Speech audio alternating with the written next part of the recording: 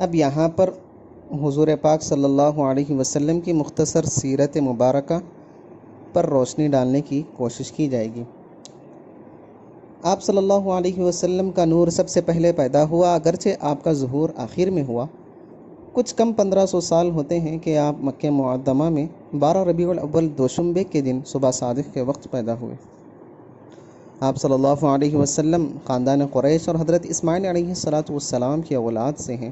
آپ صلی اللہ علیہ وسلم کے اجداد کے نام 4 پشت تک یہ ہیں: حضرت محمد بن عبداللہ بن عبد المطلب بن ہاشم بن عبد مناف صلی اللہ علیہ وسلم۔ آپ صلی اللہ علیہ وسلم کی والدہ ماجدہ کا نام بی بی آمنہ بنت وہب ہے۔ آپ صلی اللہ علیہ وسلم کو اللہ تعالیٰ کے سوا کسی نے تعلیم نہیں دی۔ آپ صلی اللہ علیہ وسلم کو 40 سال کی عمر میں اللہ تعالیٰ کی طرف سے نبوت عطا ہوئی۔ نبوت کے وقت سے جبریل علیہ السلام وقتاً فوقتاً آتے اور قرآن شریف پہنچاتے رہے، چنانچہ کامل قرآن شریف 23 سال کی مدت میں آپ صلی اللہ علیہ وسلم پر نازل ہوا۔ نبوت کے 12ویں سال 27 رجب دوشنبے کی رات آپ صلی اللہ علیہ وسلم کو معراج شریف ہوئی، یعنی اس رات اللہ تعالیٰ نے آپ کو جسم کے ساتھ جاگتے میں براق پر سوار کرا کے مکہ معظمہ سے بیت المقدس اور وہاں سے 7 آسمان پھر آگے جہاں تک منظور ہوا پہنچایا، جنت و دوزخ وغیرہ کی سیر کرائی اور پھر اسی رات کے اسی حصے میں مکہ معظمہ پہنچا دیا۔ اسی کو معراج کہتے ہیں۔ نبوت ملنے کے بعد 13 سال تک آپ مکہ معظمہ میں تبلیغ اسلام فرماتے رہے، پھر بحکم الہی مکہ معظمہ سے مدینہ منورہ تشریف لے گئے، جس کو ہجرت کہتے ہیں۔ مدینہ منورہ میں 10 سال اقامت فرمانے کے بعد 12ویں ربیع الاول دوشنبے ہی کے دن عالم جادوانی کو رونق افروز ہوئے۔ اس وقت عمر شریف 63 سال کی تھی۔ آپ صلی اللہ علیہ وسلم کی قبر شریف مدینہ منورہ میں موجود ہے، جس کی زیارت اقدس کے لیے ہر ملک کے مسلمان آتے ہیں۔ آپ صلی اللہ علیہ وسلم سے محبت رکھنا، آپ کو اپنی جان، مال، اولاد سب سے زیادہ عزیز جاننا مدار ایمان، اور آپ پر درود شریف پڑھتے رہنا موجب کمال ایمان ہے۔ والیوم الآخری والبعث بعد الموت، قیامت کے دن ایمان لانے کا بیان۔ اس عنوان کے تحت اتنی چیزیں ہیں: سوال، منکر و نکیر، قیامت، میزان، کتاب، حساب، سوال، پل صراط، حوض کوثر، شفاعت، جنت، دوزخ۔ ان میں سے ہر ایک کا بیان سلسلے وار بیان کیا جائے گا۔ سوال، منکر نکیر، آدمی مرنے کے بعد اگر دفن کیا جائے تو قبر میں، ورنہ جس حال میں ہو، مردے کے پاس 2 فرشتے جن کے نام منکر و نکیر ہیں آتے ہیں اور مردے سے یہ 3 سوال کرتے ہیں: من ربک، تیرا پروردگار کون ہے؟ ومن نبیک، اور تیرا نبی کون ہے؟ وما دینک، اور تیرا دین کیا ہے؟ اگر مردہ ایماندار ہے تو جواب دیتا ہے: ربی اللہ، اللہ تعالیٰ میرا پروردگار ہے، ونبی محمد، اور محمد صلی اللہ علیہ وسلم میرے نبی ہیں، ودینی الاسلام، اور اسلام میرا دین ہے۔ پھر اس کے لیے قبر کشادہ ہو جاتی ہے اور اس کو ہر طرح کا چین اور آرام ملتا ہے۔ اور اگر مردہ کافر یا منافق ہے تو 3 سوال کے جواب میں کہتا ہے: ہاں لا ادری، ہائے ہائے میں نہیں جانتا۔ پھر قبر اس پر تنگ ہوتی اور ایسا دباتی ہے کہ پسلیاں ادھر کی ادھر ہو جاتی ہیں، نعوذ باللہ، اور طرح طرح کے عذاب ہوتے ہیں۔ یہ باتیں قبر میں مردے کو معلوم ہوتی ہیں، زندوں کو اس کی خبر نہیں ہوتی۔ جیسے سوتا آدمی خواب میں سب کچھ دیکھتا لیکن جاگتا اور اس کے پاس بیٹھا ہوا بے خبر رہتا ہے۔ قبر کا عذاب جملہ کافروں اور بعض گنہگار مسلمانوں کو بھی ہوتا ہے۔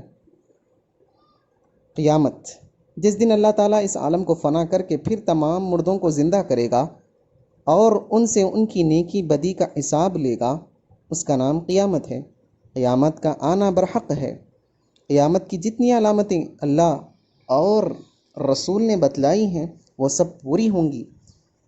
مثلا امام مہدی علیہ السلام کا ظاہر ہونا، کان دجال کا نکلنا، حضرت عیسیٰ علیہ السلام کا آسمان سے اترنا اور دجال کو مار ڈالنا، یاجوج ماجوج جو بڑی زبردست قوم ہے ان کا نکلنا اور قہر الہی سے ہلاک ہو جانا، دابۃ الارض ایک عجیب جانور کا نکلنا اور آدمیوں سے باتیں کرنا، آفتاب کا مغرب سے نکلنا، دنیا کا کافروں سے بھر جانا، آسمان سے ایک دھواں ظاہر ہونا اور سب کو گھیر لینا، آگ کا ظاہر ہونا وغیرہ وغیرہ۔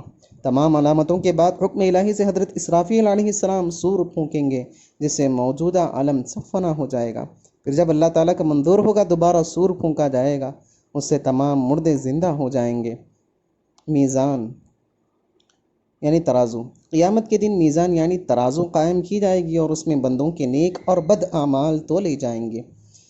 کتاب یعنی نام اعمال، جس میں بندوں کے نیک و بد عمل لکھے ہوں گے۔ قیامت کے روز ایمانداروں کو دائیں ہاتھ میں سامنے سے دیا جائے گا اور کافروں کو بائیں ہاتھ میں پیچھے سے دیا جائے گا۔ حساب، قیامت کے دن تمام بندوں کے بھلے برے اعمال سے ذرہ ذرہ اور رتی رتی کا حساب ہوگا۔ سوال، قیامت کے روز ہر ایک بندے سے پوچھا جائے گا کہ دنیا میں تو نے کیا کیا؟ اطاعت و فرمانبرداری میں رہا یا گناہ و نافرمانی میں؟ جس کا جواب صحیح نہ دینے یا اپنی نافرمانیوں کا انکار کرنے پر حکم الہی سے خود اس کے اعضاء، ہاتھ، پاؤں، آنکھ، کان وغیرہ اس کے خلاف گواہی دیں گے۔ پل صراط، دوزخ کی پشت پر قیامت کے دن ایک پل ہوگا، بال سے زیادہ باریک اور تلوار سے زیادہ تیز، جس کو صراط کہتے ہیں۔ سب کو اس پر چلنے کا حکم ہوگا۔ جو لوگ نیک ہیں وہ تو اپنی اپنی نیکیوں کے اعتبار سے جلد یا آہستہ پار اتر کر جنت میں پہنچ جائیں گے، لیکن بدکار اپنی بدکاریوں کے موافق لغزشیں کھا کھا کے یا کٹ کٹ کے دوزخ میں گر پڑیں گے۔ اللہ اکبر۔ اللہم انا نعوذ بک من عذاب النار۔ حوض کوثر، اللہ تبارک و تعالی نے رسول کریم صلی اللہ علیہ وسلم کو ایک حوض عطا فرمایا جس کا نام کوثر ہے۔ آپ صلی اللہ علیہ وسلم کی امت اس پانی سے قیامت کے دن سیراب ہوگی۔ اس کا پانی دودھ سے زیادہ سفید اور شہد سے زیادہ شیریں ہے، اور اسے ایک بار پیے گا، جو بھی اسے ایک بار پیے گا وہ پھر پیاسا نہ ہوگا۔ شفاعت، قیامت کے دن ایک نہیں، دو نہیں، ہزاروں طرح کی مصیبتیں اور پریشانیاں ہوں گی، ان سے لوگ بے قرار ہو کر پیغمبروں کے پاس سفارش کے لیے دوڑے دوڑے پھریں گے، مگر کسی پیغمبر کو اس کی جرأت نہ ہوگی۔ بالآخر سب سے مایوس ہو کر ہمارے رسول حضرت محمد مصطفیٰ صلی اللہ علیہ وسلم کی خدمت میں حاضر ہوں گے۔ آپ صلی اللہ علیہ وسلم چونکہ رحمت للعالمین اور شفیع المذنبین ہیں، سب کو دلاسا اور تسلی دیں گے اور بارگاہ رب العزت میں پیش ہو کر شفاعت فرمائیں گے۔ اس شفاعت کو شفاعت عظمیٰ اور مقام شفاعت کو مقام محمود کہتے ہیں۔ یہ شفاعت آپ ہی سے خاص ہے۔ آپ صلی اللہ علیہ وسلم کی شفاعت سے سب اہل ایمان مستفید ہوں گے، اگرچہ گناہ کبیرہ کے مرتکب ہوئے ہوں۔ انبیاء، اولیاء، علماء، صلحاء، شہداء وغیرہ کی شفاعت بھی حق ہے۔ جنت پیدا ہو چکی ہے اور جو ایک عیش و آرام کی جگہ ہے، اس میں طرح طرح کی نعمتیں موجود ہیں جو نیک لوگوں کو نیکیوں کے صلے میں فضل الہی سے عطا ہوگی۔ جنت اور اہل جنت کبھی فنا نہ ہوں گے۔ نہ جنتیوں کو کسی قسم کی تکلیف یا رنج و غم ہوگا، بلکہ وہ اپنے اپنے نیک اعمال کے اندازے سے ہمیشہ عیش و آرام میں رہیں گے۔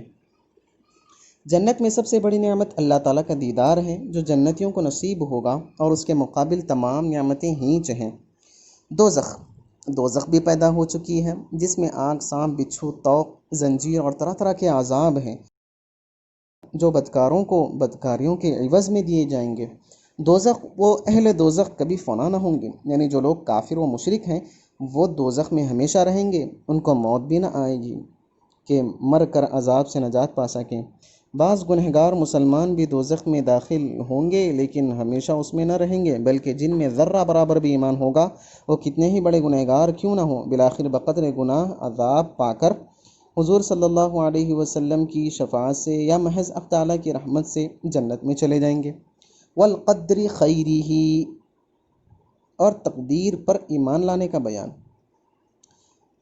عالم میں جو کچھ ہوا اور ہو رہا ہے اور ہوگا، سب کو اللہ تعالیٰ نے ازل ہی میں لکھ دیا ہے، اب اس کے خلاف کچھ نہیں ہو سکتا، اسی کا نام تقدیر ہے۔ بندوں کے بھلے برے تمام کاموں کا پیدا کرنے والا اللہ تعالیٰ ہی ہے، لیکن بھلے کاموں سے وہ راضی ہے اور برے کاموں سے ناراض ہوتا ہے۔ بندوں کو کسی کام کے پیدا کرنے کی قدرت نہیں، البتہ ان کو اللہ تعالیٰ نے سمجھ اور ارادہ دیا ہے جس سے بھلے برے کام وہ اپنے اختیار سے کرتے ہیں، وہ اپنی مرضی سے کرتے ہیں، اسی بنا پر ثواب اور عذاب کے مستحق ہوتے ہیں۔ یعنی نیک کام کریں تو اللہ تعالیٰ خوش ہوتا ہے اور ثواب عنایت فرماتا ہے، برے کام کریں تو ناخوش ہوتا ہے اور عذاب دیتا ہے۔ ہر شخص کی موت کا وقت بھی ازل ہی میں مقرر ہو چکا ہے۔ جب وقت آتا ہے تو لاکھ تدبیریں کریں، لمحہ بھر دیر نہیں لگتی، اور جب وقت نہیں آتا تو پھر جادو، زہر، وبا، طاعون وغیرہ کسی چیز سے بھی نہیں مر سکتا۔